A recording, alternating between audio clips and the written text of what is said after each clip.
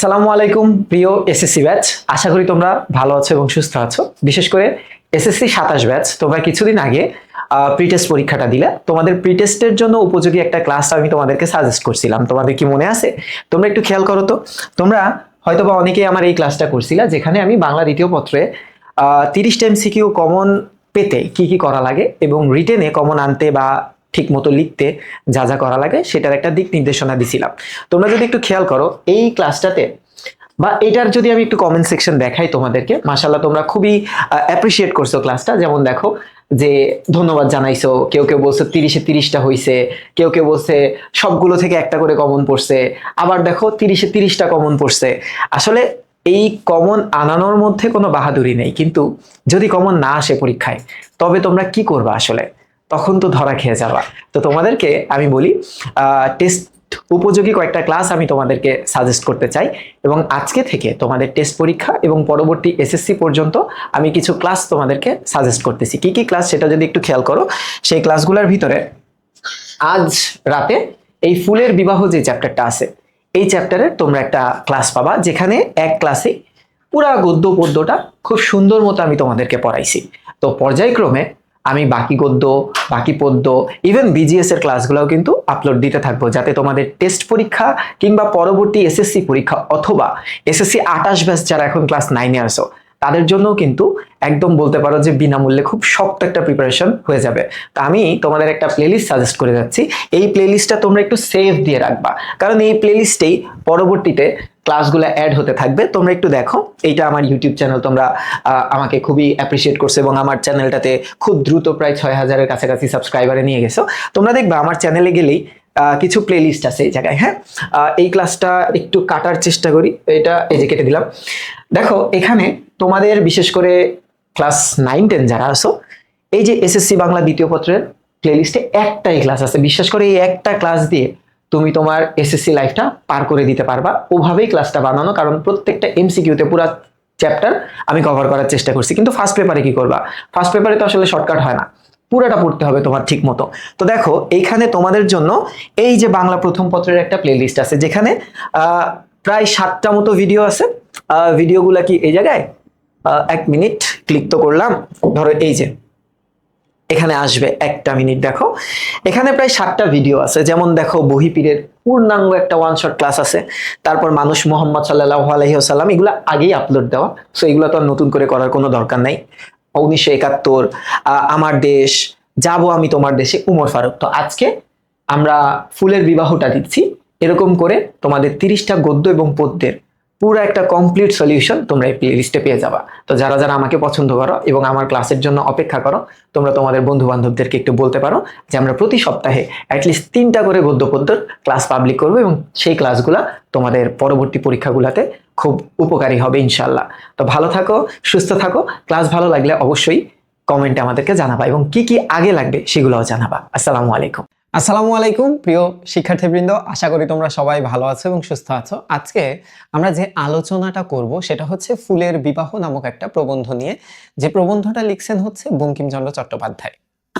তো তোমরা একটু খাতা কলম নাও, বইটা একটু সামনে রাখবা। বইয়ের লাইন বাই লাইন আমি খুব সুন্দর মতো সহজভাবে ব্যাখ্যা করার চেষ্টা করব। আশা করি তোমাদের মনে কোনো প্রশ্ন থাকবে না প্রবন্ধটা নিয়ে। তো চলো শুরু করা যাক। ফুলের বিবাহ, ঠিক আছে, এইটা সাহিত্যের ধরন অনুসারে একটা প্রবন্ধ। এখন যে প্রবন্ধগুলা হয়, হ্যাঁ, প্রবন্ধগুলা কেমন হয় বলতো? প্রবন্ধগুলা কিন্তু একটু মানে কি বলে এটাকে, একটু হার্ড হয়, কারণ আমাদের পড়তে খুব একটা ভালো লাগে না, নায়ক নায়িকা থাকে না, কিংবা খুব একটা ওই যে তোমরা মমতাজি যখন পড়ছো, শুভা রচনাটা যখন পড়ছো, এরকম হয় না, একটু কঠিন হয়। হ্যাঁ, মানে ভাব গাম্ভীর্যটা একটু বেশি থাকে। তো এটা কি আসলে অমনই? ব্যাপারটা অমন না, এটাতেও তুমি ইন্টারেস্ট খুব ভালো মতোই পাবা। কেমন ইন্টারেস্ট পাবা আমি তোমাদেরকে একটু বলি। এই যে বঙ্কিমচন্দ্র চট্টোপাধ্যায়, তার লিখিত রচনা আমরা ক্লাস 8, ক্লাস 9, 10 এবং 11, 12-এ পাই। মানে একাডেমিক লাইফ জুড়ে তিনি আমাদের সাথে থাকেন। আমি যদি একটু তোমাদেরকে তার কবি পরিচিতিটা বা লেখক পরিচিতি দিয়ে শুরু করি, তাহলে দেখো বঙ্কিমচন্দ্র চট্টোপাধ্যায় 26শে জুন 1838 খ্রিস্টাব্দে পশ্চিমবঙ্গের 24 পরগনা জেলার অন্তর্গত কাঁঠালপাড়া গ্রামে জন্মগ্রহণ করেন। মজার বিষয় হচ্ছে তিনি 1838 সালে জন্মগ্রহণ করেন এবং বাংলা সাহিত্যে একজনকে আমরা মহাকবি বলি। মহাকবির নাম হচ্ছে হেমচন্দ্র বন্দ্যোপাধ্যায়। হেমচন্দ্র বন্দ্যোপাধ্যায়। ওকে, এই হেমচন্দ্র বন্দ্যোপাধ্যায় 1838 সালেই কিন্তু জন্মগ্রহণ করে এবং তাকে আমরা কি বলে ডাকি বলতো? মহাকবি বলে ডাকি। ঠিক আছে, জীবন সঙ্গীত নামে তার একটা কবিতা তোমাদের বইতেই আছে কিন্তু সিলেবাসে নাই, এবং তার একটা মহাকাব্য আছে বৃত্ত সংহার। সেই কবি পরিচিতিতে গেলেই তোমরা পাবা, জাস্ট সালটা মিলে তার সাথে। আচ্ছা, এবার একটু দেখো, তিনি 1858 সালে কলকাতা বিশ্ববিদ্যালয় থেকে বিএ পরীক্ষায় উত্তীর্ণ হন এবং সে বছরই ডেপুটি ম্যাজিস্ট্রেট ও ডেপুটি কালেক্টর পদে নিযুক্ত হন। মানে বর্তমানে আমরা বলি না, এটা একটা সিভিল সার্ভিস আর কি, বিসিএস ক্যাডার হওয়ার যে ক্ষমতাটা এখন তোমরা দেখো না, সেই যুগে তিনি কিন্তু ভারতবর্ষে প্রথম সারিতে বা প্রথম দিকে যারা অনার্স পাশ করছিল তাদের ভিতরে কিন্তু অন্যতম ছিল এবং চরম শিক্ষিত একটা মানুষ ছিল তিনি। আচ্ছা, তার অসামান্য কৃতিত্ব প্রকাশ পেয়েছে পাশ্চাত্য ভাবাদর্শে বাংলা উপন্যাস রচনার পথিকৃৎ হিসেবে। এখন পথিকৃৎ কথাটার অর্থ তোমরা এই জায়গায় জনক ধরতে পারো, তাকে বাংলা উপন্যাসের জনকও কিন্তু বলা হয়, কারণ তার আগে বাংলা সাহিত্যে কোনো সার্থক উপন্যাস ছিল না এবং তিনিই প্রথম সার্থক উপন্যাস রচয়িতা। দেখো, 1865 খ্রিস্টাব্দে তার প্রকাশিত প্রথম বাংলা উপন্যাস, তার নাম কি? উপন্যাস মানে কিন্তু নোভেল, ঠিক আছে? তার নাম হচ্ছে দুর্গেশ নন্দিনী। এইটা একটু এমসিকিউর জন্য মাথায় রেখো। কথা সাহিত্যে এক নবদিগন্ত উন্মোচন করে। কথা সাহিত্য মানে কি জানো? কথা সাহিত্য মানে হচ্ছে এই যে গল্প এবং উপন্যাসের যে সেক্টরটা, গল্প এবং উপন্যাসের যে সেক্টরটা, সেই সেক্টরে একটা নবদিগন্ত মানে কি? একটা নতুন যুগ উন্মোচন বা শুরু হয়, নতুন একটা যুগের শুরু হয়। ঠিক আছে, সালটা সহ মনে রেখো। এরপর তার অন্যান্য কিছু উপন্যাসের সংখ্যা যদি আমরা একটু দেখি, তার লেখা উপন্যাস যদি তোমরা দেখো, ইন্টারের বইতেও এই নামগুলাই তোমরা পাবা। যেমন আমি যখন ইন্টারের বইতে বাংলার নব্য লেখকদের প্রতি নিবেদন তাদেরকে পড়াইতেছিলাম, তোমাদের বড় ভাই আপুদেরকে, সেখানে কিন্তু দেখো প্রত্যেকটা সম্পর্কে একটা ধারণা দেওয়া আছে যে কোনটা কি। এ দেখো কপালকুণ্ডলাতে কি কাহিনী আছে, সেখানে কোন কোন ক্যারেক্টার আছে, তারপর দেখো মৃণালিনী, তারপর দেখো রাজ সিংহ, তারপর দেখো কৃষ্ণকান্তের উইল, তারপর দেখো আনন্দমঠ, দেবী চৌধুরী রানী, তারপরে দেখো তো সীতারাম। মানে তোমাদের বইতে যা যা আছে, যা যা আছে, ইন্টারমিডিয়েটে উঠলে কিন্তু আমি তোমাদেরকে এগুলারও ব্যাখ্যা বিশ্লেষণ একটু করে পড়াবো। কারণ কি জানো, ইন্টারমিডিয়েটের পরের যে লাইফটা সেটা হচ্ছে অ্যাডমিশনের লাইফ, এবং অ্যাডমিশনের লাইফ কিন্তু বরাবরই খুব টাফ থাকে। যেগুলো আমরা একাডেমিকে কখনো পড়ি না কিন্তু প্রশ্ন ওখান থেকে চলে আসে, ওগুলো তো আলাদাভাবে কেউ পড়ায় না। ঠিক আছে, এবার একটু দেখো তার অন্যান্য উপন্যাসের ভিতরে যে কপালকুণ্ডলা আছে, এটা বাংলা সাহিত্যের প্রথম রোমান্টিক উপন্যাস। তোমরা কি জানতা এটা? তোমরা না জানলেও হয়তোবা তোমাদের বাবা মা কিংবা যারা বাসায় উপন্যাস পড়ে বা খুব পছন্দ করে তারা হয়তোবা এই কপালকুণ্ডলা ঠিকই পড়ছে। মৃণালিনী, বিষবৃক্ষ, ইন্দিরা, যুগলাঙ্গীয়, তারপর রাধারানী, চন্দ্রশেখর, রজনী, এই যে কৃষ্ণকান্তের উইল, রাজ সিংহ, আনন্দমঠ। এটা কেন দাগালাম জানো? তোমরা একটা গান শুনছো না, বন্দে মাতরম? হ্যাঁ, এটা কিন্তু এই উপন্যাসের গান। হ্যাঁ, পরবর্তীতে দেখো দেবী চৌধুরানী, সীতারাম ইত্যাদি। এবার একটু দেখো প্রবন্ধ সাহিত্য। প্রবন্ধের ইংলিশটা হচ্ছে এসে, ঠিক আছে? এসে সাহিত্য বঙ্কিমচন্দ্র কৃতিত্ব দেখিয়েছেন। কমলাকান্তের দপ্তর, লোকরহস্য, কৃষ্ণ চরিত্র ইত্যাদি তার উল্লেখযোগ্য প্রবন্ধ, এবং তিনি 1894 খ্রিস্টাব্দে মৃত্যুবরণ করেন।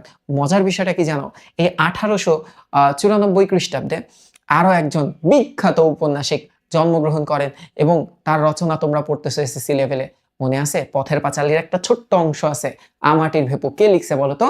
বিভূতিভূষণ বন্দ্যোপাধ্যায়। এই বিভূতিভূষণ বন্দ্যোপাধ্যায় কিন্তু এই সালেই জন্মগ্রহণ করেন। তার জন্ম আর বঙ্কিমচন্দ্রের মৃত্যু। মজার বিষয় আরো একটা আছে, তারা উভয়ে কিন্তু 56 বছর বেঁচে ছিল।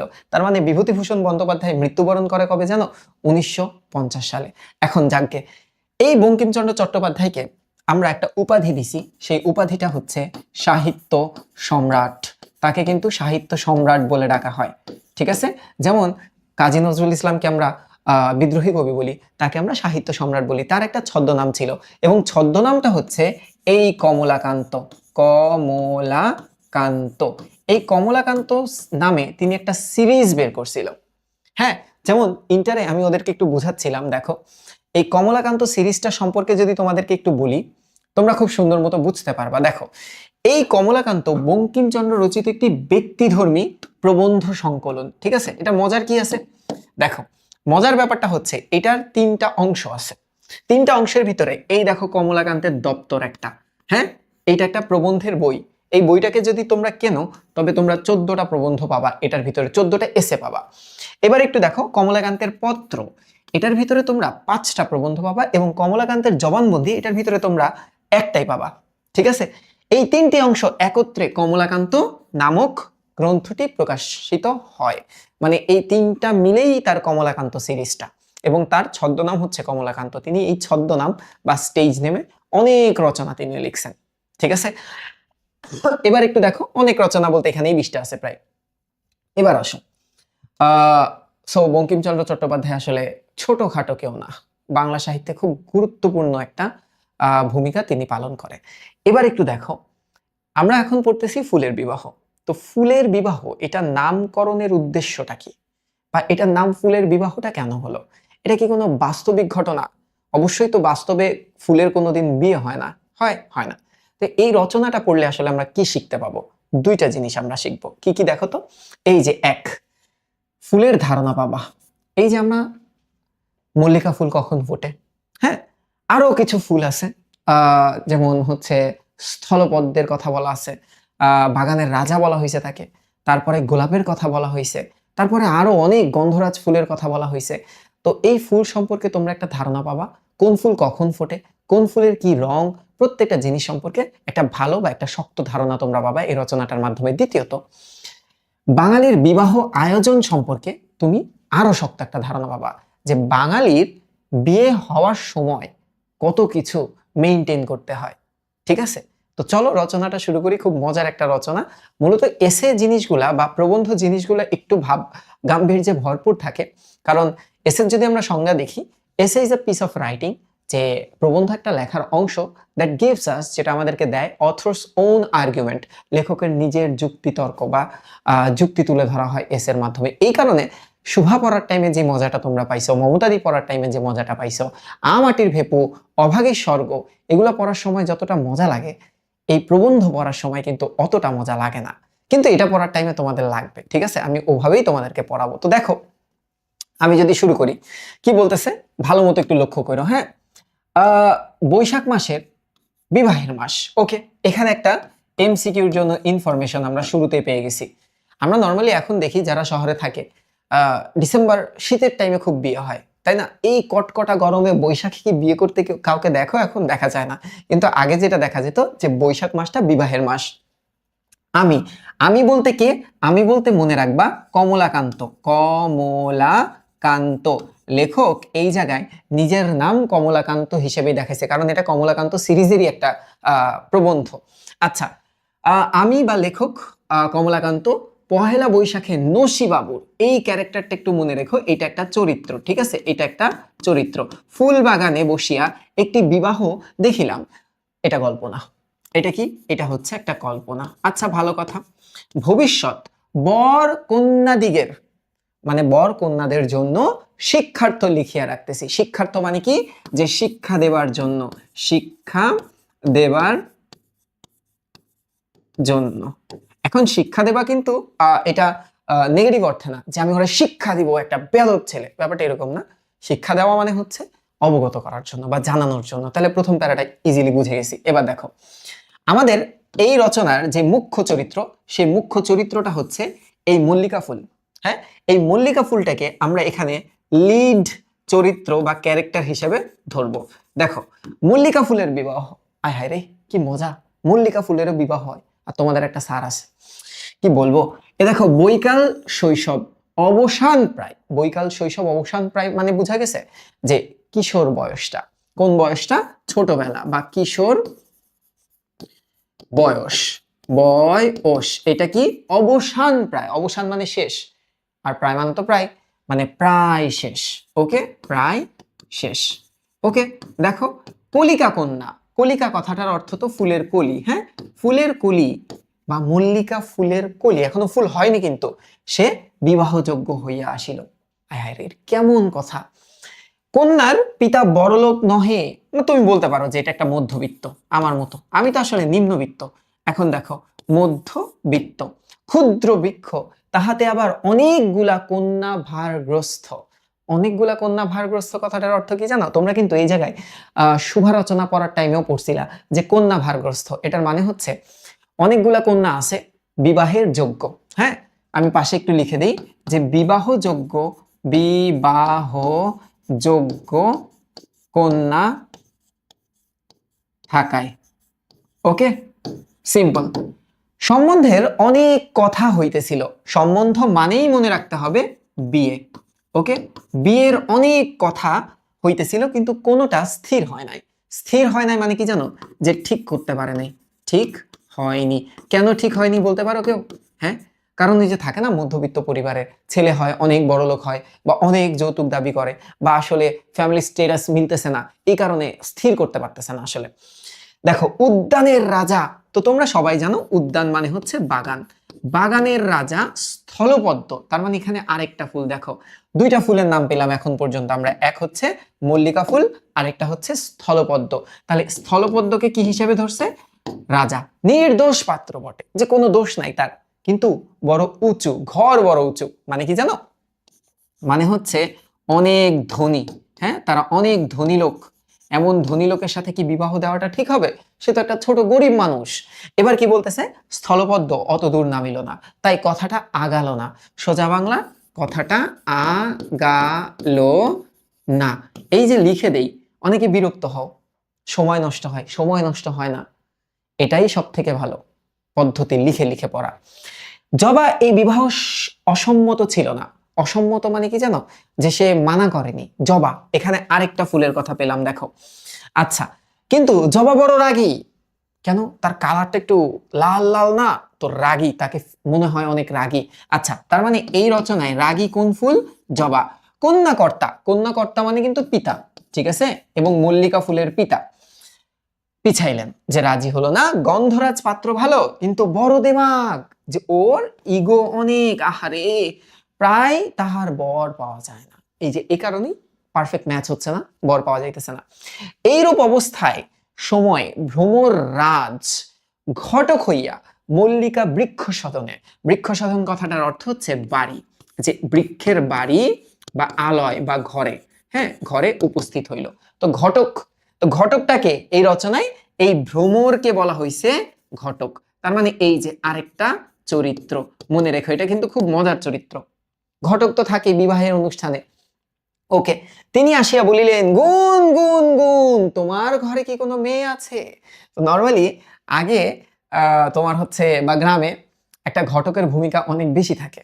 সে ঘরে ঘরে যে কোন ঘরে বিবাহ উপযুক্ত ছেলে কিংবা মেয়ে যদি থাকে, তাহলে তার খাতায় লিখে রাখে, বা সম্বন্ধগুলা আরেক বাসায় যে উপস্থাপন করে, যে আপনার জন্য একটা ভালো পাত্রী আছে বা পাত্র আছে, আপনি চাইলে দেখতে পারেন, এরকম করতো। তো এই যে দেখালো যে গ্রাম বাংলার যে প্রকৃতি, প্রকৃতি বলতেছি পরিবেশ, সেটা কিন্তু এই রচনায় তুলে ধরবে, বিবাহের পরিবেশ। আচ্ছা, মল্লিকা বৃক্ষ পাতা নাড়িয়া সায় দিলেন, যে আছে। ভ্রমর পত্রাসন গ্রহণ করিলেন। পত্রাসন মানে কি জানো? পত্র মানে পাতা, হ্যাঁ, আর আসন মানে কি বলতো? পাতায় আসন মানে বসলো, ঠিক আছে। বসে বলিলেন, গুণ গুণ গুণ গুণ গুণাগুণ, মেয়ে দেখবো, মেয়ে দেখাও। তুমি না বললে তোমার মেয়ে আছে, তাড়াতাড়ি মেয়ে দেখাও। তাহলে এখন ঘটকের আসলে এখানে ইন্টারেস্টটা কেন আসতেছে? কারণ ঘটকালির জন্য টাকা পয়সা পাবে না, তার ঘর সংসার চলবে না, এই কারণে। এবার কি বলতেছে দেখো, বৃক্ষ শাখা নত করিয়া, নত মানে তো নিচু, তাই না? শাখা মানে কি বলতো? ডাল। নিচু করিয়া মুদিত নয়না। মুদিত নয়না কথাটার অর্থ কি? লজ্জাশীল, লজ্জাশীল। নয়না মানে কি বলতো? নয়না মানে তো চোখ, তাই না? চোখের অবগুণ্ঠনবতী। অবগুণ্ঠন কথাটার অর্থ হচ্ছে ঘোমটা দেওয়া। ঘোমটা দেওয়া কন্যা দেখাইলো, মানে মল্লিকা বৃক্ষটাকে, পুরো বৃক্ষটাকে বাপ হিসেবে দেখানো হয়েছে। এবং বাপ কি করলো? একটা ডাল নিচু করে তার এই কলিকা কন্যাকে দেখাইলো, এই যে আমার মেয়ে দেখো কি সুন্দর। আচ্ছা, তখন ঘটক কি বলতেছে দেখো, ভ্রমর একবার বৃক্ষকে প্রদক্ষিণ করিয়া, প্রদক্ষিণ কথাটার অর্থ তো ঘুরে, হ্যাঁ ঘুরে করিয়া আসিয়া বলিলেন, গুন গুন গুন গুন দেখিতে চাই, ঘুমটা খোলো। যে আমি তো মেয়ে দেখতে চাই, মেয়ে তো ঘুমটাই খোলে না। এখন ঘুমটা খোলা মানে কি জানো? এটা আসতে পারে যে বিকশিত হওয়া, বিকশিত হওয়া। কেন এই কথাটা বলছে জানো? প্রথম কথা, সে তো কলিকা, এখনো তো কলি, এখনো তো পূর্ণাঙ্গ ফুলেই রূপান্তর হয়নি, তাহলে তার সৌন্দর্যটা বুঝবে কিভাবে? তাই বলতেছে, এই ঘোমটা খোলো, ঘোমটা খোলো, আমি দেখতে চাই, দেখতে চাই তোমার মেয়েকে। এখন লজ্জাশীলা কন্যা কিছুতেই ঘোমটা খুলে না। বৃক্ষ বলিলেন, আমার মেয়েগুলো বড় লাজুক, তুমি একটু অপেক্ষা করো, আমি মুখ দেখাইতেছি। অপেক্ষা করো, মুখ দেখাইতেছি কথাটা বলার উদ্দেশ্যটা কি জানো? যে তুমি একটু ওয়েট করো, হ্যাঁ তুমি একটু ওয়েট করো। কেন ওয়েট করো বলো তো? তুমি একটু ওয়েট করো, হ্যাঁ কারণ সন্ধ্যাবেলা ফুলটা ফুটে যাবে, এই কারণে বলছে যে ফুল ফোটার অপেক্ষা করতে বলছে, ফুল ফোটার অপেক্ষা। বুঝা গেল তো? ক্লিয়ার? হোপফুলি। এবার একটু দেখো তো, ভ্রমর ভো করিয়া স্থলপদ্মের বৈঠকখানায় গিয়ে রাজপুত্রের সাথে ইয়ার্কি করতে বসিলেন। ইয়ার্কি মানে হচ্ছে মজা। দেখো, যেহেতু কন্যাকর্তা অর্থাৎ মল্লিকা বৃক্ষ বলছে যে তুমি একটু ঘুরে আসো, আমার মেয়েটা পূর্ণাঙ্গ বিকশিত হোক আগে, তো তখন সে টাইম পাস করতে কই গেছে বলতো? এই যে স্থলপদ্ম বলছিল না, স্থলপদ্মের একটা সন্তান, তাকে রাজপুত্র বলবো আমরা, তার সাথে ইয়ার্কি করতেছে, মজা করতেছে। দেখছো ঘটকের আসলে কত দূর পর্যন্ত নেটওয়ার্কিং। এবার দেখো এদিকে মল্লিকার সন্ধ্যা ঠাকুরানী। এখন সন্ধ্যা ঠাকুরানী দিদি বলতে আসলে কাকে বুঝাইছে? এটা বলা হয়েছে যে সন্ধ্যাবেলা উপস্থিত হওয়া, সন্ধ্যা বেলা। সন্ধ্যা ঠাকুরান রানী মানে কাকে বুঝাইছে? সন্ধ্যাবেলা। আসিয়া তাহাকে কত বুঝাইতে লাগলো, মানে সন্ধ্যাবেলা হয়ে গেছে, সন্ধ্যাবেলায় সন্ধ্যা। কলিকাকে বলতেছে, দিদি একবার ঘুমটা খোলো, এই আমি চলে আসছি, তুমি বিকশিত হও, তুমি পূর্ণাঙ্গ ভাবে বিকশিত হও, নইলে তো বর আসিবে না, অর্থাৎ তোমার রূপ তো দেখতে পারবে না, লক্ষ্মী আমার, চাঁদ আমার, সোনা আমার ইত্যাদি, তুমি ঘুমটাটা খোলো, অর্থাৎ পূর্ণাঙ্গ বিকশিত হও, পূর্ণাঙ্গ ফুলে রূপান্তর হও, ফুলে রূপ নাও। ঠিক আছে? কলিকা কতবার ঘাড় নাড়িল, না না, কতবার রাগ করিয়া মুখ ঘুরাইল, কতবার বলিল, ঠান দিদি তুই যা, যে সন্ধ্যাবেলা আজকে আমি ফুটবো না, আমি অন্য সন্ধ্যায় ফুটবো।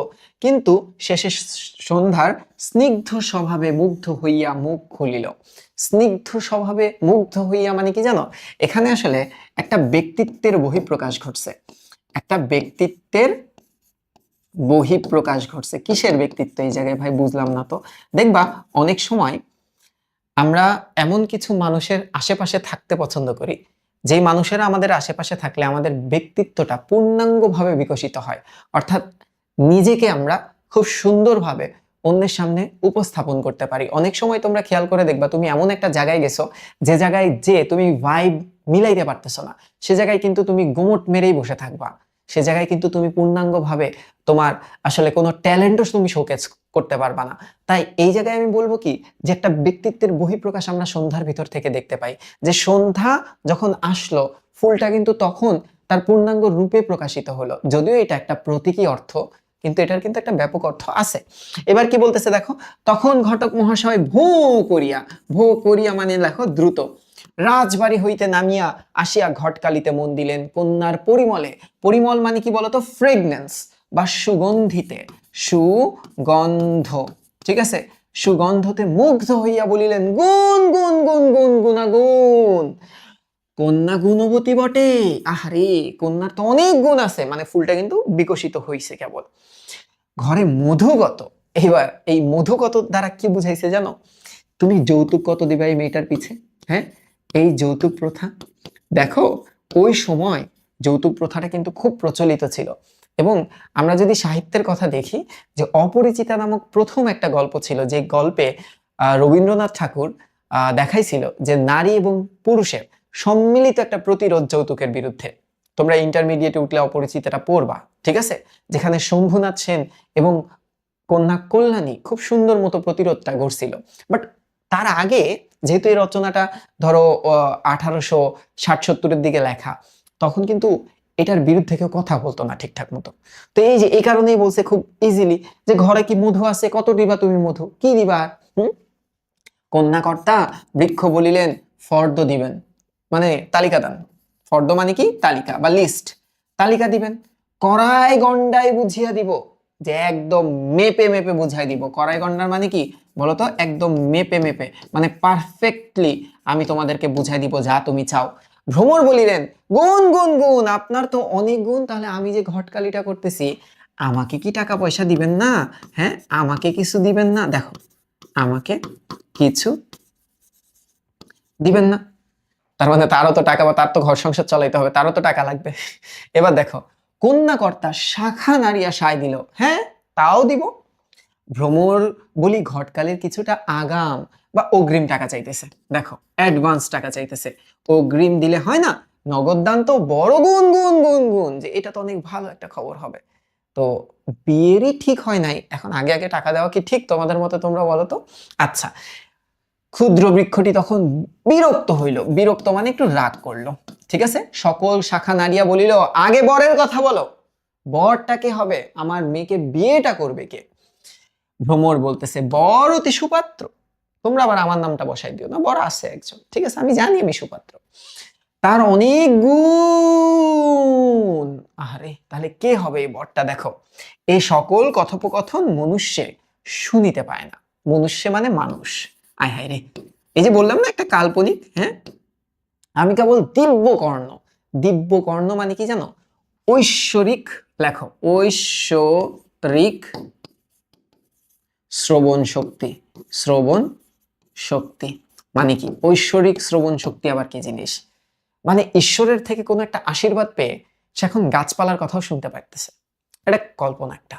বলতেছে আমি কেবল দিব্য কর্ণ পাইয়াই এ সকল শুনিতেছিলাম, আমি ছাড়া কেউ শুনে না। এই আমিটাকে, হ্যাঁ এই আমিটাকে বলতো, এই আমিটা কিন্তু এই কমলাকান্ত।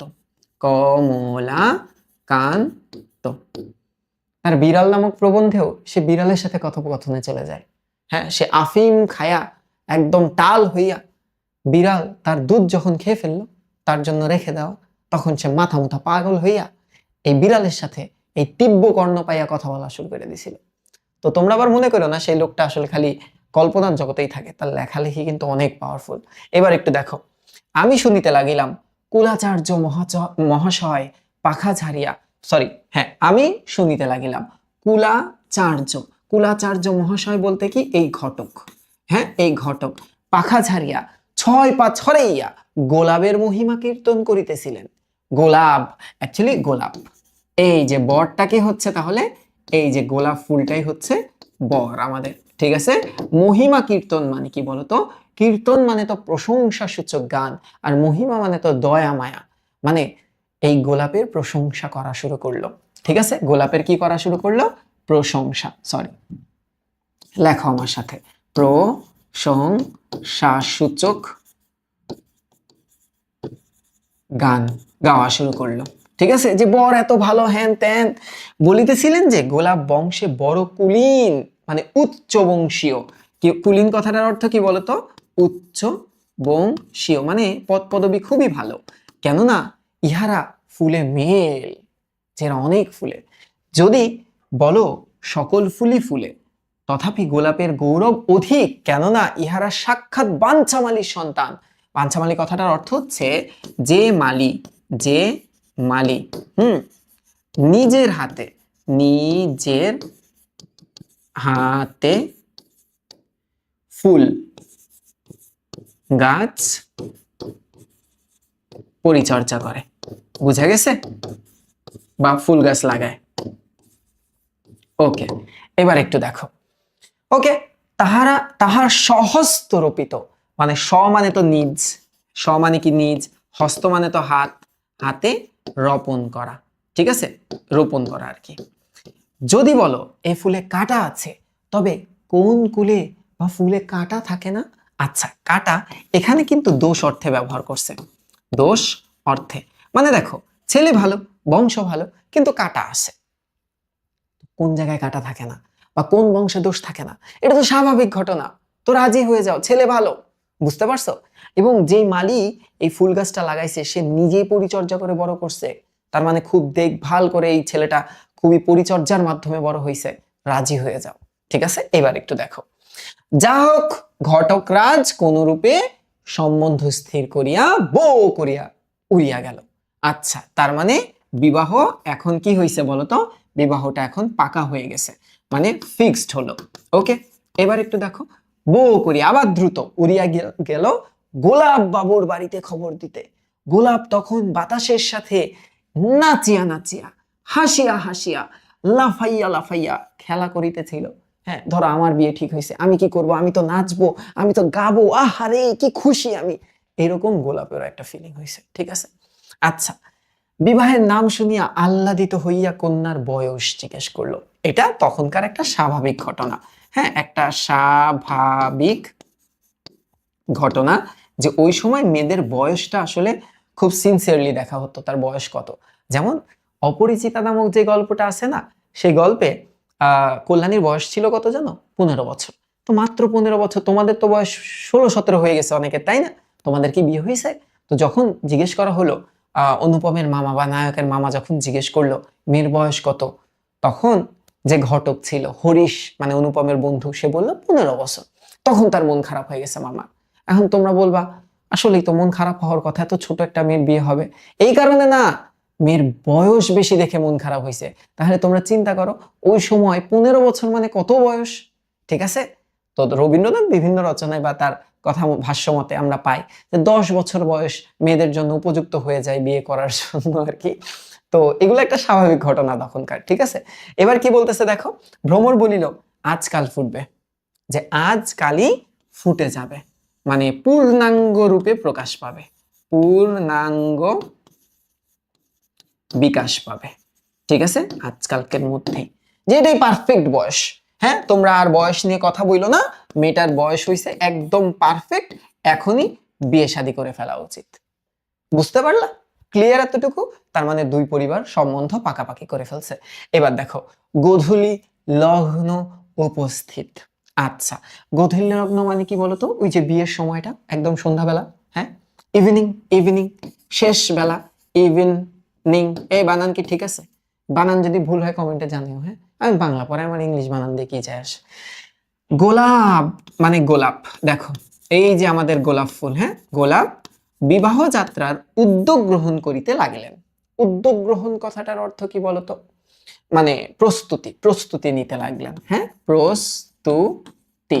এবার দেখো, উচ্চিংরা নহবত বাজাইতে আরম্ভ করিল। আরে বাপ রে বাপ, এই উচ্চিংরা কথাটার অর্থ কি বলতো? এই যে ঝিঝি পোকা, ঝি পোকা। ওকে, ঝিঝি পোকা এই কি নহবত বাজাইতে লাগলো, মানে কি বাদ্যযন্ত্র বাজানো শুরু করলো। এই যে বিয়ের টাইমে প্যাপু প্যাপু প্যাপু, যখন আমার বিয়ে হবে তখন সানি ভাই যেমন প্যাপু প্যাপু প্যাপু এরকম বাজাইতে থাকবে না? এই যে আর কয়দিন পর তো ওয়ার্ল্ড কাপ, এর জন্যই তো আমি জার্সিটা পরে দাঁড়াইছি, তাই না? এখন ওই যে 2010 সালে ভুবুজেনা নামে একটা প্যাপু প্যাপু এটা বাইর হয়েছিল, কান মাথা পুরো একদম পাগল বানায় ফেলাইতো তখন। তো এই ঝিঝি পোকা বাইর হইলো বাদ্যযন্ত্র নিয়ে। মৌমাছি সানাইয়ের বায়না লইয়াছিল, মানে সানাই বাজাবে, এই কমিটমেন্টটা করছে কারা? এই মৌমাছি। তার মানে কিছু পোকার নামও কিন্তু আমরা পাচ্ছি। কিন্তু রাতকানা বলিয়া সঙ্গে যাইতে পারিল না। আহা, তাহলে এই রচনায় রাতকানা কাদেরকে ধরা হয়েছে? মৌমাছিদেরকে ধরানো হয়েছে। তাহলে একটু খেয়াল করো।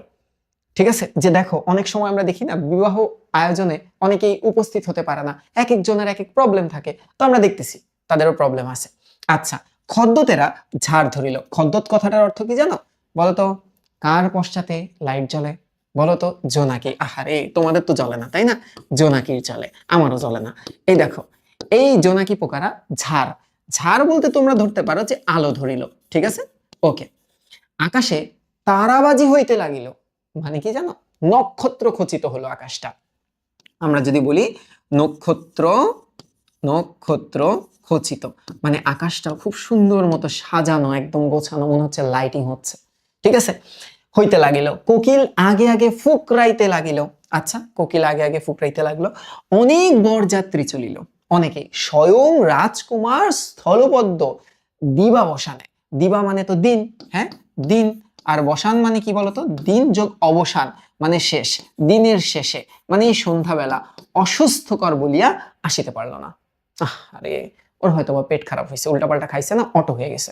এবার একটু দেখো, কিন্তু এই যে জবা গোষ্ঠী, পুরা জবার জাত যারা আছে, যেমন শ্বেত জবা, রক্ত জবা, জরদ জবা প্রভৃতি সব অংশে আসিল। মানে ধরো তোমার ফুপু, তোমার ফুপা, তার স্বামী, সরি তার স্বামী বলতেছি আর কি, শ্বশুর বাড়ির লোকজন, তার শ্বশুর বাড়ির লোকজন, 4-5 প্রজন্ম মিলে তোমরা আমার বিয়ে খাইতে আসতেছো।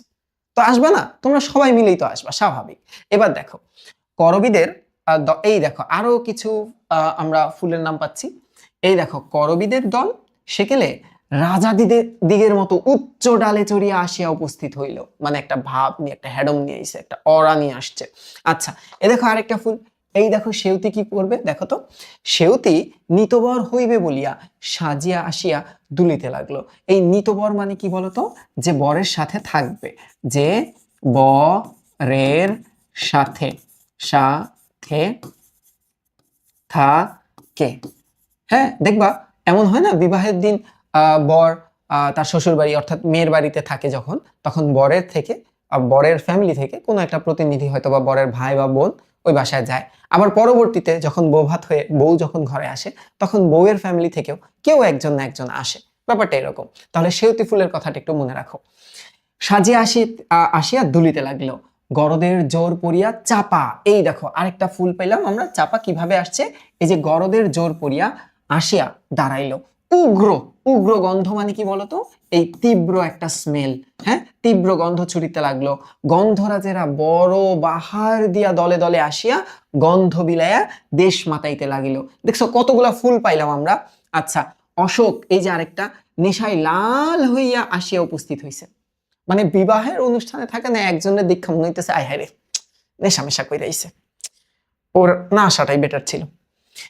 একসঙ্গে এক পাল পিঁপড়া মোসাহেব হইয়া, মোসাহেব মানে কি জানো? মোসাহেব মানে চাটুকার, চাটুকার, হ্যাঁ চাটুকার হইয়া আসিয়াছে।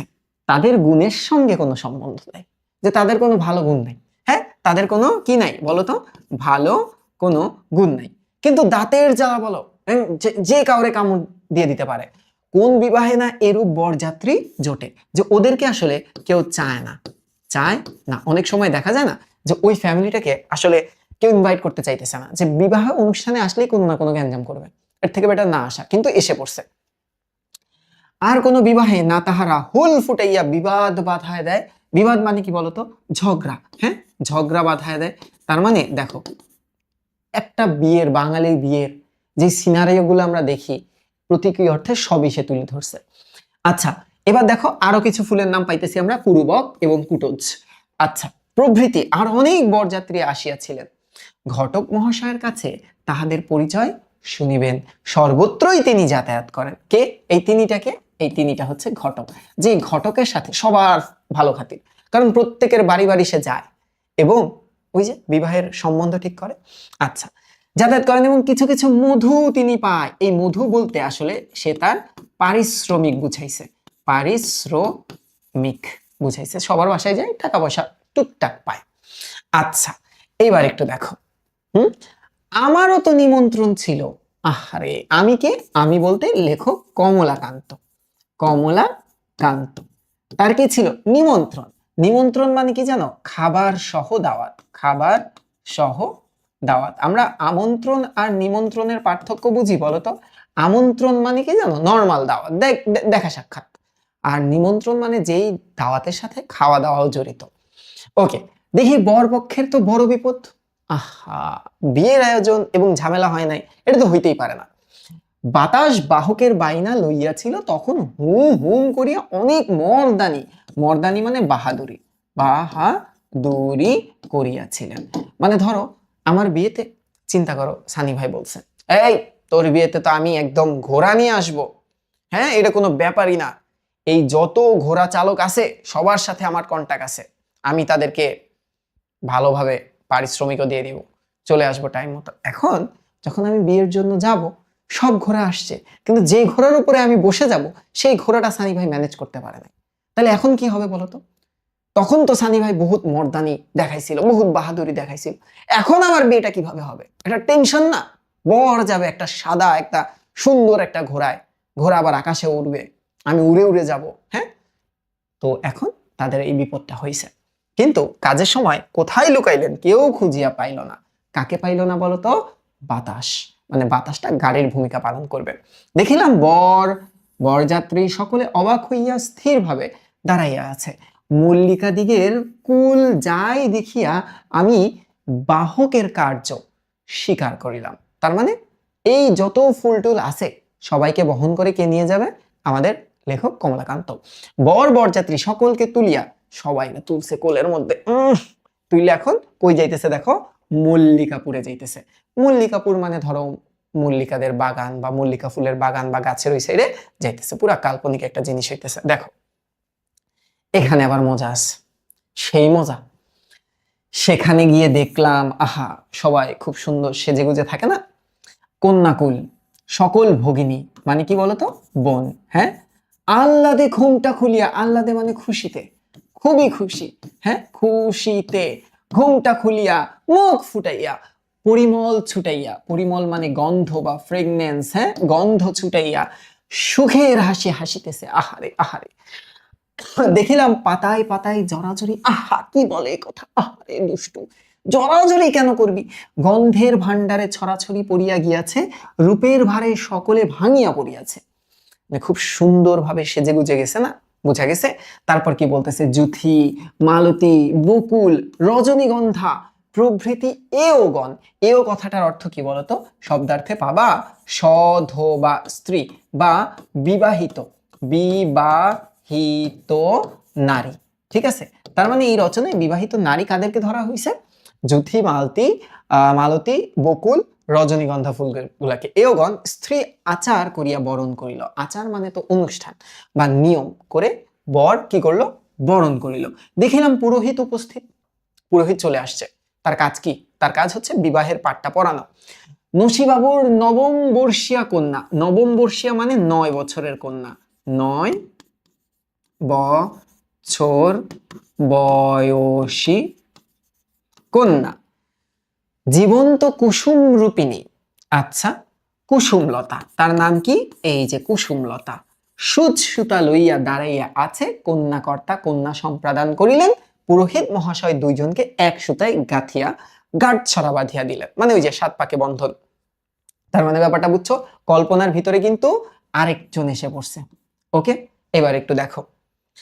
তখন বরকে বাসর ঘরে লইয়া গেল। আহারে, বিয়ে হয়ে গেছে, বাসর ঘর। ওয়াও, কত যে রসময়ী মধুময়ী সুন্দরী সেখানে বরকে ঘিরিয়া বসিল, তাহা কি বলিব। আহ, বাসর ঘরে বর আর কন্যা থাকবে, এরা বেদ্যপ গুলো ওখানে গেছে কেন? বেদ্যপ, দুষ্টু। মেজাজটা গরম হয়ে গেল আমার। দেখো, প্রাচীনা ঠাকুরানী দিদি টগর, মানে ধর একটু বয়স্ক, তাকে কে? টগর। সাদা প্রাণে বাধা রসিকতা, সাদা কালার, সাদা প্রাণে বাধা রসিকতা, মজা করতেছে। আচ্ছা, শুকাইয়া উঠিলেন। রঙ্গন, এই যে আরেকটা ফুল, রাঙা মুখে হাসি তো ধরেই না, মানে হাসতে হাসতে আওলায় গেছে। জুই, কন্যের সই, সই মানে কি বলতো? সই মানে বান্ধবী। হ্যাঁ, কন্যের কাছে, এই যে বেস্টি, বেস্ট ফ্রেন্ড। আচ্ছা, কন্যের কাছে গিয়া শুইল। বর কি করবে এই জায়গায়? এই বেটা, তুই শুইছস কে জায়গায়? দুষ্টু, মেজাজ গরম হয়ে যায় না? এবার দেখো তো, রজনীগন্ধাকে বর তারকা রাক্ষসী বলিয়া কত তামাশা করলো। মানে দেখো, বড় কিন্তু একটু মজা করলো। মানে বিবাহের আয়োজনে যে ধরনের মজা মাস্তি হয় সবই হলো। বকুল একে বালিকা, তাতে যত গুণ তত রূপ নহে। মানে বকুল ফুলের কথা বলতেছে। এবার দেখো, বকুল ফুলের কি? একে বালিকা, বালিকা মানে বয়সে ছোট। মানে থাকে না কিছু কিছু মানুষ বয়সে ছোট, তাতে যত গুণ, রূপ তত না, মানে দেখতে অত ভালো না। আচ্ছা, এক কোণে গিয়ে চুপচাপ বসিয়া রহিল। আর ঝুমকা ফুল, এই যে আরেকটা ফুল দেখো, আর ঝুমকা ফুল বড় মানুষের গৃহিণীর মতো মোটা নীল শাড়ি, মানে তার রং, ঝুমকার রংটা কি? এই যে নীল, হ্যাঁ, ছড়াইয়া জমকাইয়া বসিল। তখন এইবার তার ঘুমটা ভেঙে গেল। হ্যাঁ, তার ঘুম উধাও হয়ে গেল। এবার দেখো, কল্পনা শেষ। তার কল্পনা ডান। আর কত কল্পনা করবে? কল্পনা করতে করতে ফুলের বিয়ে দিয়ে দিছে। এই জায়গায় তো স্যার অবিবাহিত, এই পড়াইতেছে ফুলের বিয়ে। বিবাহ, এটা পড়ানো উচিত ছিল সানি ভাই। এবার দেখো, কমল কাকা ওঠো বাড়ি যায়। এই কমল কাকাকে, এই কমলাকান্ত, হ্যাঁ কমলাকান্ত, ওঠো বাড়ি যেতে হবে না, রাত হয়েছে। ও কি দোলে পড়বে যে, তুমি তো একদম পড়ে যাবা, আর কত, হ্যাঁ মানে ঘুমের ঘরে, হ্যাঁ যাবা। কুসুমলতা মানে ওই যে নসিবাবুর নবম বর্ষিয়া মানে 9 বছর বয়সী মেয়েটা, এই কথা বলিয়া আমার গা ঠেলতেছে, এই উঠো চাচ্চু, উঠো চাচ্চু। চমক হইলে দেখিলাম কিছুই তো নাই। আহে, সেই পুষ্পবাসর কোথায় মিশলো, খুঁজে পাইতেছে না। মনে করিলাম সংসার অনিত্যই বটে। যে সংসার অনিত্য মানে কি বলতো, চিরকালীন স্থায়ী না, বোঝা গেল? এই না, সেই রম্য বাসর কোথায় গেল? এই যে রম্য মানে কি, এই মজার সেই বাসর, এই আয়োজন, কৌতুকের ছল কই গেল? সেই হাস্য মুখী শুভ্র স্মিত সুধাময়ী পুষ্প সুন্দরী সকল কই গেল? যেখানে সব যাইবে সেখানেই কোথায়? স্মৃতির দর্পণ তলে ভূত সাগর গর্ভে। যেখানে রাজা প্রজা পর্বত সমুদ্র গ্রহ নক্ষত্রাদি গিয়াছে বা যাইবে সেখানে কোথায়? সেটা ধ্বংসপুরে। এই বিবাহের ন্যায় সব শূন্যে মিশাইবে, সব বাতাসে গলিয়া যাবে, যে একদিন সবকিছুরই একটা শেষ থাকবে। আচ্ছা, কুসুম বলিল, ওঠো না, কি করছো তুমি এসব? আমি বলিলাম, দূর পাগলি, আমি তো বিয়ে দিচ্ছিলাম। কুসুম হেসে হেসে কাছে দাঁড়াইয়া আদর করিয়া জিজ্ঞাসা করিল, কার বিয়ে কাকা? আমি বলিলাম, ফুলের বিয়ে। ওহ পোড়া কপাল, ফুলের? আমি বলি কি, আমিও তো ফুলের বিয়ে দিয়েছি। কই? এই যে মালা গেঁথেছি, দেখলাম সেই মালায় আমার বর কন্যা রয়েছে। মানে ওই যে এতক্ষণ বসে বসে যখন কমলা ঘুমাইতেছিল, কমলা মানে কমলাকান্ত, তখন হচ্ছে এই কুসুমলতা একটা বানলো, মানে ফুল দিয়ে একটা মালা গাঁথছে। তো কল্পনায় সে দেখছে এই মালাই তো বর কন্যাকে পরানো হয়েছিল। এভাবেই গল্পটা শেষ হয়। খুবই সুন্দর একটা এনজয়েবল একটা গল্প। দেখো, কন্যা ভারগ্রস্ত, এই কথাটা তোমাদের জ্ঞানমূলকেও আসতে পারে, অনুধাবনমূলক বা শর্ট কোয়েশ্চেনেও আসতে পারে। এটার অর্থ কি? বিবাহযোগ্য কন্যা বিয়ে দেওয়ার দায়িত্ব বহনকারী অর্থে ব্যবহার করা হয়েছে। এটা ক্ষয়ের জন্য লাগবে। সম্বন্ধের মানে বিয়ের, কন্যাকর্তা মানে কন্যার অভিভাবক, পত্রাসন মানে পাতার উপর আসল, অবগুণ্ঠনবতী মানে ঘুমটা দেওয়া নারী, ইয়ার্কি মানে রসিকতা বা ফাজলামি। সন্ধ্যা ঠাকুরানী দিদি বলতে এখানে সন্ধ্যা কালকে দিদি বলে সম্বোধন করা হয়েছে। পরিমল মানে সুগন্ধ, গন্ধোপাধ্যায় কথাটার অর্থ হচ্ছে গন্ধের রাজা, কুলাচার্য মানে কুলের আচার্য বা বংশের প্রধান পুরোহিত।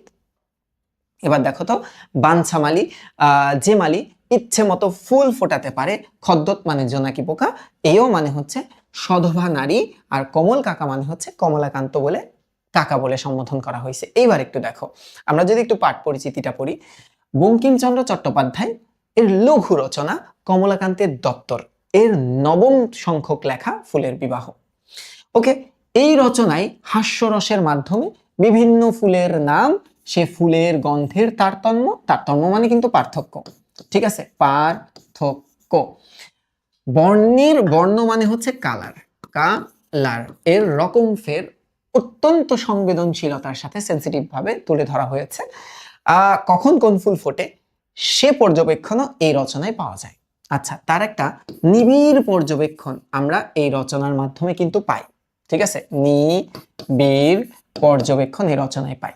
বিয়ে অনুষ্ঠানে শিশু কিশোর প্রতিবেশীর মধ্যে অতীব আনন্দ, অতীব আনন্দ মানে প্রচুর আনন্দ। ওকে, দেখো তো, প্রচুর আনন্দ নিয়ে আসে এই অনুষ্ঠানে। বর কনে কেন্দ্রে থাকলেও বর কনের মাতা পিতা, কনের পড়শি নারীরা নানাভাবে সম্পৃক্ত থাকেন, ঘটকও থাকেন, বিশেষভাবে যুক্ত।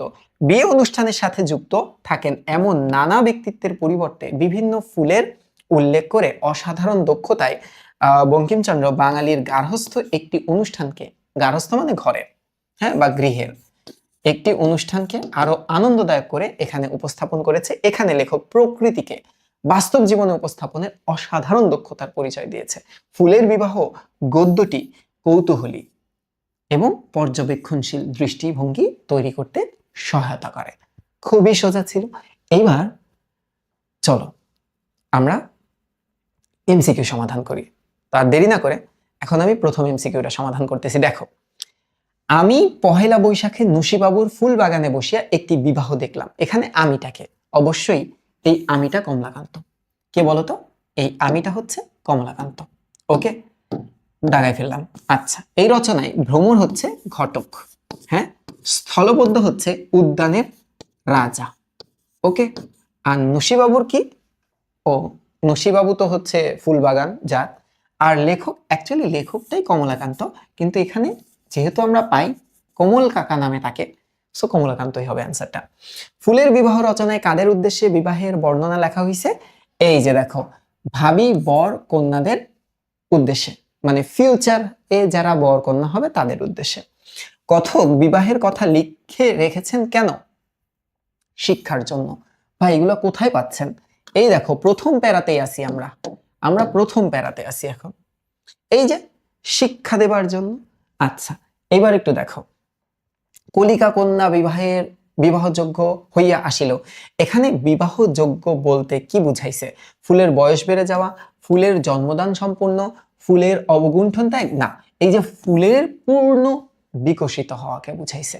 এবার দেখো তো, সম্বন্ধের অনেক কথা। সম্বন্ধ মানে কি? সম্বন্ধ মানে তো বিবাহ, তাই না? কথা হইতেছিল, এখানে সম্বন্ধের বলতে বিয়ের হবে অ্যান্সার। এবার দেখো তো, সম্বন্ধের অনেক কথা হইতেছিল কিন্তু কোনোটা স্থির হইতে পারে নাই। স্থির মানে কি? এই যে পাকাপাকি হওয়া, ফিক্সড হওয়া, হ্যাঁ, ফিক্সড। ওকে, এবার দেখো তো, মুদিত নয়না অবগুণ্ঠনবতী কন্যা বলতে কি বোঝানো হয়েছে?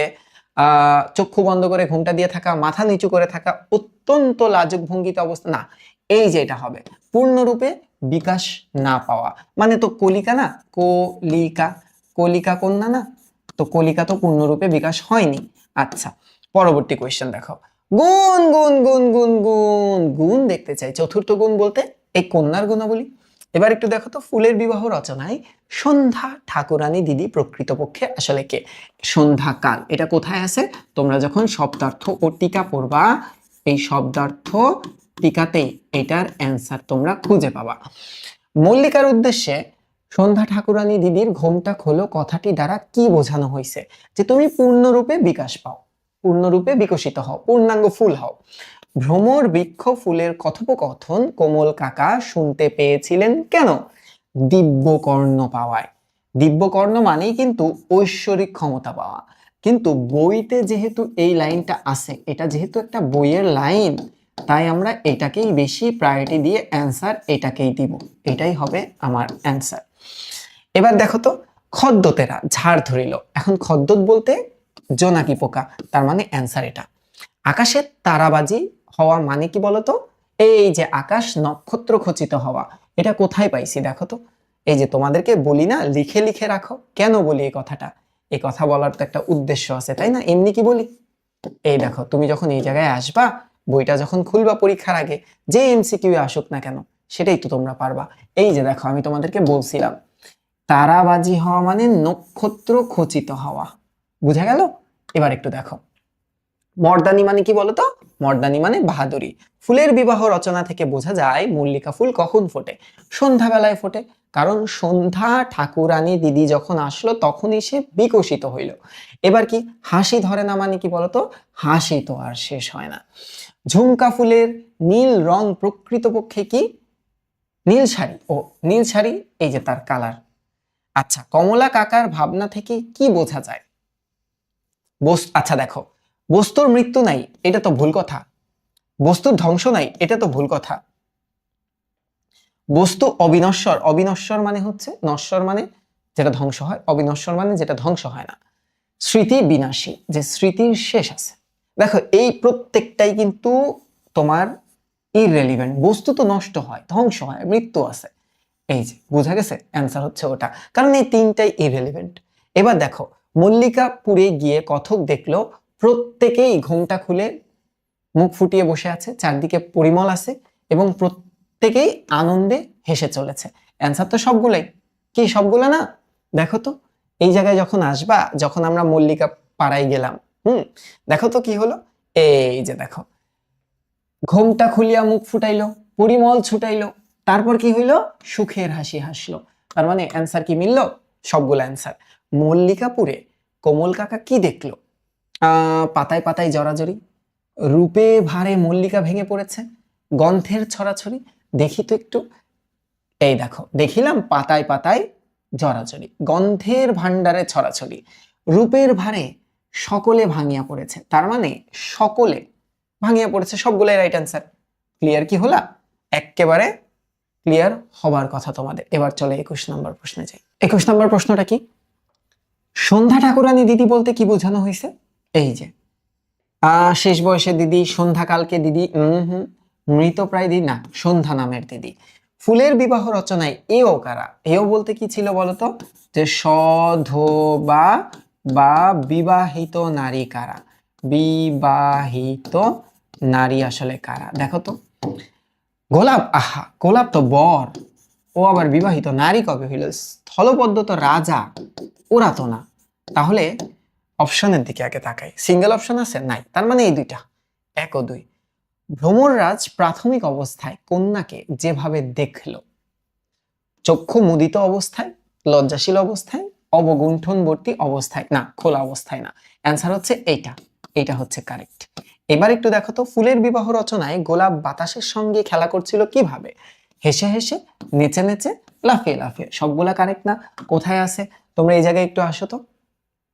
এই দেখো 3টা অ্যাক্টিভিটি ছিল গোলাপের। কি কি অ্যাক্টিভিটি ছিল দেখো, এই যে দাগানোই আছে, এই নাচিয়া নাচিয়া, হাসিয়া হাসিয়া, আর এই যে লাফাইয়া লাফাইয়া। বুঝা গেল? দেখছো দাগায় পড়ার সুবিধাটা কোন জায়গায়? বইটা খুললেই তুমি অ্যান্সারটা খুঁজে পাবা। এবার কি বলতেছে? ফুলের বিবাহ রচনায় চমক ভাঙার পর কোমল কাকা কি দেখলো? এই যে পুষ্পাস বাসর মিশিয়ে গেছে, নাই হয়ে গেছে। আকর্ষণীয় পুষ্প সুন্দরীরা নিশ্চিহ্ন হয়ে গেছে। নিশ্চিহ্ন কথাটার অর্থ হচ্ছে উধাও হয়ে যাওয়া। ওকে, উধাও হয়ে যাওয়া। তো এটা তো কারেক্ট, তাই না? এখানে তো কোনো ভুল নাই। ভ্রমর পত্রাসনে আসীন হলো, আসীন হওয়া মানে বসলো। তো এইটা তো হবে না, এটা তো এটার সাথেই মিলে না, এটা তো একদম শুরুতে। তার মানে অ্যান্সার 1 ও 2। ফুলের বিবাহ রচনায় পুষ্প সুন্দরী সকলে গেল বাগানে। এই যে স্মৃতির দর্পণ তলে, আরেকটা কি? ভূত সাগরের গর্ভে। কোথায় আছে ভাই এটা? এই দেখো তোমরা যখন 3য় পেজের শেষের দিকে একটু দেখো, যখন কুসুম কমলাকে ডাকলো, হ্যাঁ, এই দেখো কি বললো, ভালো মতো খেয়াল করো। এই যে কোথায় যাবে? এই যে স্মৃতির দর্পণ তলে, ভূত সাগর গর্ভে। বুঝা গেল? আচ্ছা, এইবার একটু খেয়াল করো, উদ্দীপক রিলেটেড কোয়েশ্চেন। এটা তো এইটা, ওকে ফাইন। উদ্দীপক রিলেটেড কোয়েশ্চেন। রিটার্ন টিকিট হাতে লইয়া আসিয়াছি এই দুনিয়ায়। তার মানে খুব ফিলোসফিক্যাল কথা, যে কি, যে মৃত্যু হাতে নিয়েই তো আমরা দুনিয়ায় আসি, তাই না? মৃত্যু হবে জেনেই আমরা কি বলতো দুনিয়াতে আসি। টাইম হইলে যাইতে হবে, যাওয়া ছাড়া আমাদের উপায় নাই। গানের কলি দুইটি কোন রচনার সাথে সম্পর্কিত? এটা তো খুব ইজি। গানের কলি দুইটির সাথে সামঞ্জস্যপূর্ণ উক্তি, সংসার অনিত্য বটে, এই আছে নেই, কারেক্ট। বিবাহের ন্যায় সব শূন্যে মিশিয়া যাবে, এটাও কারেক্ট। ভোগ্য না থাকিলে ভোগ থাকিতে পারেন, এটা আবার কেমন কথা? অ্যান্সার হবে 1 ও 2। এবার দেখো, কাদের জাহান বাহ্যিকভাবে কিছুটা এলোমেলো অগোছালো প্রকৃতির, অথচ জীবন ও জগতের সব বিষয় উপাদানকে তিনি গভীর অন্তর্দৃষ্টি দিয়ে পর্যবেক্ষণ করে। মানে গভীর একটা দৃষ্টি আছে নিজের, হ্যাঁ, একটা মনের দৃষ্টি থেকে সে দেখে। কাদের জাহান কার প্রতিনিধিত্ব করে? কমলাকান্তের, অবশ্যই কমলাকান্তের প্রতিনিধিত্ব। কমলাকান্তও কিন্তু গভীর পর্যবেক্ষণ বা নিবিড় পর্যবেক্ষণ করছিল। উল্লেখিত সাদৃশ্যের দৃষ্টিকোণ হলো অন্তর্জগৎ এবং পর্যবেক্ষণ শক্তি, বাহ্যিক বৈশিষ্ট্য না। অ্যান্সার হবে 2 ও 3। চাচার বাসায় বেড়াতে এসেছে মুশফিকা। ওকে, এই ক্যারেক্টারটা মাথায় রাখি। চাচাতো ভাই বোনদের সাথে ইতপূর্বে, এটার উচ্চারণ কিন্তু এরকম, হ্যাঁ, ইতপূর্বে না, ইতপূর্বে। ওকে, দেখা হলেও মানে আগে দেখা হলেও, আগে দেখা হলেও সম্পর্ক সহজ হয়নি, মানে এখনো খুব সুন্দর মতো মিশতে পারেনি, হ্যাঁ, এখনো মিশতে পারেনি, ওভাবে খুলে উঠতে পারেনি। তাই সে কিছুটা মন মরা বা একটু স্যাড বা ডিপ্রেসড। এমন সময় তার চাচাতো বোন, তার নাম কি? বকুল। ওকে, বকুল তার ব্যক্তিত্ব দিয়ে মুশফিকাকে মুগ্ধ করলো। এরপর মুশফিকাও সমূর্তিতে ফিরে এলো। মানে কি দেখো তো, তার ব্যক্তিত্ব বিকশিত হলো, তাই না? তার ব্যক্তিত্ব কি হলো? বিকাশ পেল। আমরা আমাদের রচনায় কিন্তু সন্ধ্যা ঠাকুরানীকে এরকম পাইছিলাম যে সন্ধ্যা ঠাকুরানীর সংস্পর্শে এসে ফুলটা বিকশিত হয়েছে। তার মানে বকুলের সাথে সাদৃশ্য আছে কার? এই যে এটার। বকুলের সঙ্গে সাদৃশ্যের কারণ কি? এই যে ব্যক্তিত্বের স্নিগ্ধতা, এই বইতেই স্নিগ্ধতা কথাটাই আছে, এই স্নিগ্ধতা কথাটা বইতেই আছে, হ্যাঁ বইতেই আছে, এবং আমি লিখেও দিছিলাম। বুঝছো? ক্লিয়ার? এবার দেখো, জাহান সাহেবের 4টি মেয়ে বিবাহযোগ্য, কিন্তু যথেষ্ট অর্থবিত্ত না থাকায় তিনি মেয়েদেরকে উপযুক্ত পাত্র দেখিয়ে বিয়ে দিতে পারছেন না। অনেক পাত্র পক্ষই শেষ পর্যন্ত পিছিয়ে যাচ্ছে। ওকে, জাহান সাহেব ফুলের বিবাহ রচনায় কার সাথে সাদৃশ্যপূর্ণ? ক্ষুদ্র বৃক্ষ, মল্লিকা বৃক্ষ। হ্যাঁ, সেও তো ক্ষুদ্র বৃক্ষ না? তার সাথেই তো আমরা তুলনাটা পাইছি। এবার দেখো, ভ্রমর তো ছিল ঘটক, এটা তো হবে না অ্যান্সার। এটা তো রাজা, এটা তো অ্যান্সার হবে না। এত গরিব হওয়ার চান্সই নেই। গরিব তো আমি, কমলাকান্ত তো লেখক। হ্যাঁ, ক্লিয়ার? অ্যান্সার হচ্ছে এই ক্ষুদ্র বৃক্ষ, এইটা হচ্ছে আমার অ্যান্সার। উক্ত ব্যক্তিত্বের সাথে সাদৃশ্যের কারণটা কি? অর্থনৈতিক অবস্থা, টাকা পয়সা কম, বিবাহযোগ্য কন্যা থাকায়। সামাজিক অবস্থা তো বোঝা যাইতেছে না, তার মানে অ্যান্সার 1 ও 2। কন্যা ভারগ্রস্ত কথাটার অর্থ কি? বিবাহযোগ্য কন্যা, এটা আমরা শব্দার্থেই পাবো। ওকে, এবার একটু দেখো, ফুলের বিবাহ রচনার প্রকৃতপক্ষে কন্যাটাকে? ফুল, হ্যাঁ ফুল, মল্লিকা। এবার দেখো তো, ফুলের বিবাহ রচনায় কন্যা ভারগ্রস্ত কথাটি দ্বারা কি বোঝানো হয়েছে? এই যে পিতার বিবাহ উপযুক্ত কন্যা রয়েছে। তারপর কত নম্বর কোয়েশ্চেন? ফুলের বিবাহ রচনা অনুসারে কোনটি বাঙালি জীবনের আনন্দের বার্তাবাহক? বলতো, ফুলের সৌরভ, ভ্রমর, বিয়ে অনুষ্ঠান, না ফুলের, এটা কি বলছে, সমাবেশ? এটা আমরা পাঠ পরিচিতিতে পাই, তাই না? তাহলে বলো তো এটার অ্যান্সারটা কি হওয়ার কথা? একটু দেখো, সবাই একটু আসো। আনন্দের বার্তাবাহক, তাই তো? চলে যাই বইতে, একেবারে শেষে আসো। দেখো ভালো মতো, এই জায়গায় আনন্দের বার্তাবাহক এটা কোথায় আছে খেয়াল করো। হ্যাঁ, এই যে দেখো, বিয়ে অনুষ্ঠান। হ্যাঁ, এই দেখো, বাঙালি শিশু কিশোর প্রতিবেশীদের মধ্যে অতীব আনন্দ নিয়ে আসে, তো মানে কি, বার্তা বহন করে নিয়ে আসে। তাহলে অ্যান্সারটা কি হবে? এই যে বিবাহ অনুষ্ঠান। দেখছো, যদি উত্তর মিলাইতে না পারো বই ঘাটো, প্রচুর পরিমাণে বই ঘাটো। এবার কি বলতেছে? ফুলের বিবাহ রচনাটি গুরুত্বপূর্ণ কোন দিক থেকে? ফুলের বৈচিত্র্য, বাস্তব জীবন বর্ণনা, নাকি বর্ণ ইয়ের উপরে, বৈচিত্র্যের উপরে? এই যে বাস্তব জীবন বর্ণনা। ফুলের বিবাহ রচনায় বঙ্কিমচন্দ্র হাস্যরসের মাধ্যমে কি উপস্থাপন করছে? বিভিন্ন ফুলের নাম, ফুলের গন্ধের তারতম্য এবং ব্যক্তিত্বের পার্থক্য। অ্যান্সার সবগুলা। ব্যক্তিত্বের পার্থক্য পায় কোথায়? ওই সন্ধ্যা ঠাকুরের কথায়। এবার একটু দেখো তো, ফুলের বিবাহ রচনায় পাওয়া যায় বঙ্কিমচন্দ্রের সংবেদনশীলতার পরিচয়, সূক্ষ্ম পর্যবেক্ষণ শক্তি। পারিবারিক অবস্থান তো পাই না আমরা। 1 ও 2 হচ্ছে রাইট অ্যান্সার। তাহলে এমসিকিউ আমরা কি করলাম? শেষ করলাম।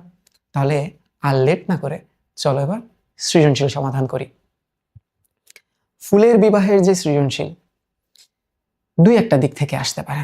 1, যৌতুকের অংশটা, 2 ঘটকালির অংশটা, আর 3 হচ্ছে বিভিন্ন ফুলের যে বৈচিত্র্য এটা নিয়ে। তাহলে আমি একটু লিখে দিই তোমাদের। হ্যাঁ, দেখো, এই ফুলের বিবাহ থেকে সৃজনশীল যদি আসে, নাম্বার 1 আসবে হচ্ছে ঘটকের কাহিনী বা ঘটকের ভূমিকা।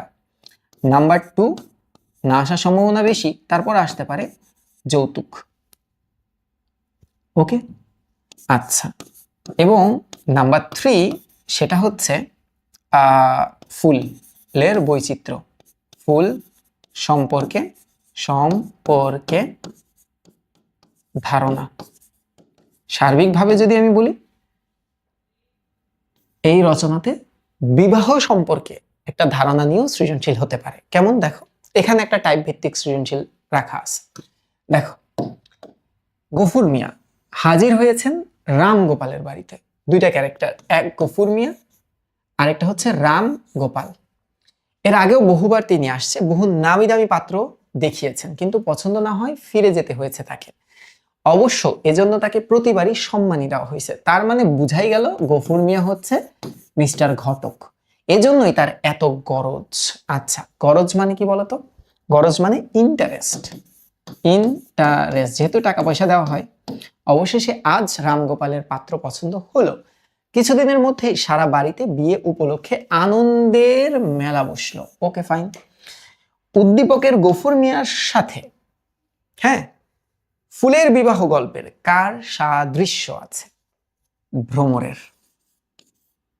ভ্রমর রাজ ঘটকের সাদৃশ্য আছে। বুঝা গেল? এবার তুমি মিলায় মিলায় লিখবা। এবার একটু দেখো, গফুর মিয়া ও ভ্রমরের মতো মানুষই বিয়ের অনুষ্ঠান সার্থক করে তোলে। তুমি কি একমত? হ্যাঁ, আমি একমত। কেন বলো তো আমি একমত? হ্যাঁ, একমত। কারণ সম্বন্ধ তো তারাই খুঁজে নিয়ে আসে, তাই না? ক্লিয়ার হয়েছে তো জিনিসটা? খুবই ইজি, খুবই সোজা একটা রচনা ছিল। আশা করি তোমরা এই পুরাটা ভালো মতো পারবা। ক খ তো আমি ইচ্ছা করে করাইতেছি না, বিয়ের পাত্রকে গোলাপ, হ্যাঁ, এটা তো আমি, ক খ তো আমি তোমাদের লাইন বাই লাইন বুঝানোর টাইমে ব্যাখ্যা বিশ্লেষণ দিছি। গোলাপ। বরপক্ষের বড় বিপদ দেখা দিল কেন? যখন বাতাস বাতাস বাহকের কার্য সম্পাদন করলো না, সম্পাদন না করায়, তখনই না বিপদটা হলো। ক্লিয়ার? আশা করি তোমরা ক্লিয়ার। ভালো থাকো, সুস্থ থাকো, নেক্সট ক্লাসে দেখা হবে। আসসালামু আলাইকুম।